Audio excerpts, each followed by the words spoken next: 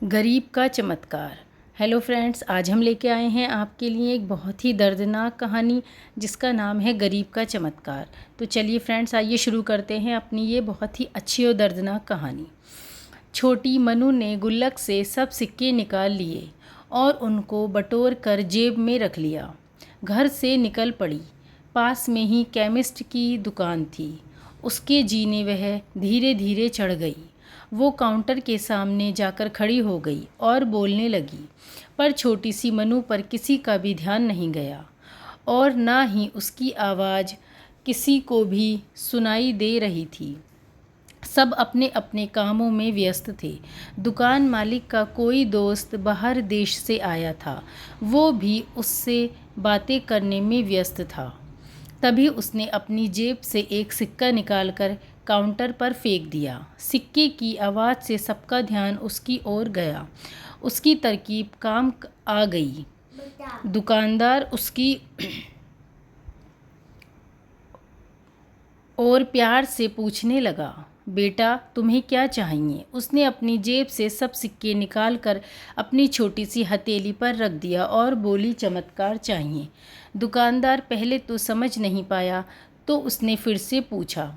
वो बच्ची फिर से बोली कि मुझे चमत्कार चाहिए। दुकानदार हैरान होकर बोला, बेटा यहाँ दवाई मिलती है, चमत्कार नहीं मिलता। वो बच्ची बोली, अगर यहाँ दवाई मिलती है तो चमत्कार भी आपके यहाँ ही मिलने चाहिए। दुकानदार बोला, बेटा लेकिन आपसे यह किसने कहा कि यहाँ चमत्कार मिलते हैं? अब उस बच्ची ने विस्तार से बताना शुरू किया। अपनी तोतली जबान से वह बच्ची बोली, मेरे भैया के सर में ट्यूमर है। पापा ने मम्मी को बताया है कि डॉक्टर 4 लाख रुपए बता रहे थे। अगर कोई समय पर इलाज ना हुआ तो कोई चमत्कार ही इसे बचा सकता है और कोई संभावना नहीं है।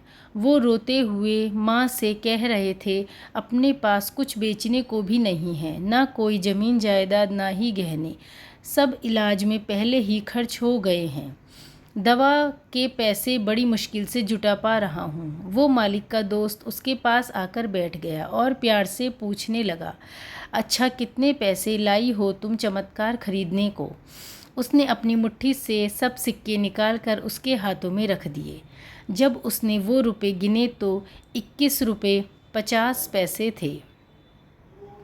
वो व्यक्ति हंसने लगा और मनु से बोला, समझो तुमने चमत्कार खरीद लिया, चलो मुझे अपने भाई के पास ले चलो।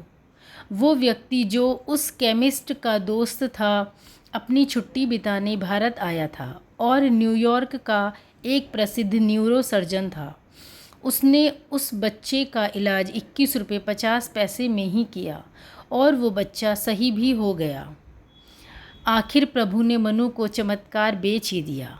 वो बच्ची बड़ी श्रद्धा से उसको खरीदने चली थी। वो उसको मिल ही गया।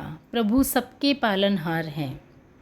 उनकी मदद ऐसे ही चमत्कार के रूप में मिलती रहती है। बस आवश्यकता है तो सिर्फ सच्ची श्रद्धा की, क्योंकि परमात्मा संसार के कण कण में है। बस हमें विश्वास करने की आवश्यकता है। धन्यवाद मित्रों। फ्रेंड्स, अगर आपको मेरी ये कहानी पसंद आई है तो मेरी कहानी को लाइक और मेरे चैनल को सब्सक्राइब कीजिए।